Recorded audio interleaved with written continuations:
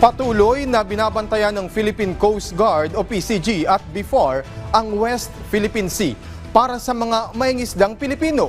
May balitang pambansa si Quenzel Bocobo ng IBC-13.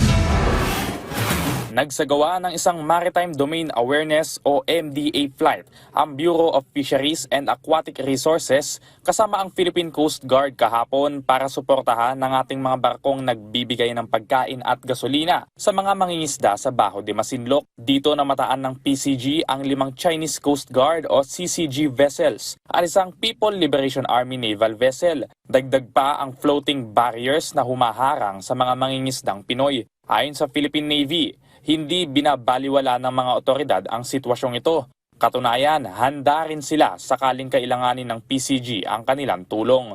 We kept challenging the presence of the Chinese Coast Guard.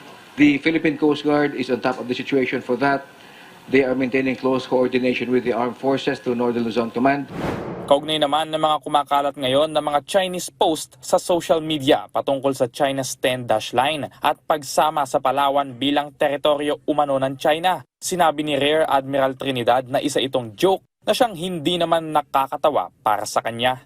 That is a big joke designed for entertainment purposes. It has no legal basis, it is absurd, it is beyond normal human understanding. Naniniwala rin ang Rear Admiral na maraming maling impormasyon ang kumakalat online, lalo na patungkol sa West Philippine Sea. The information environment today is cluttered.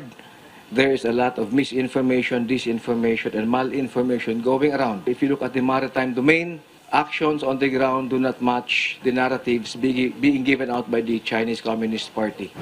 Dahil dito, nag-abiso ang Philippine Navy at Armed Forces of the Philippines na huwag basta-basta maniniwala sa mga mapapanood o mababasa online.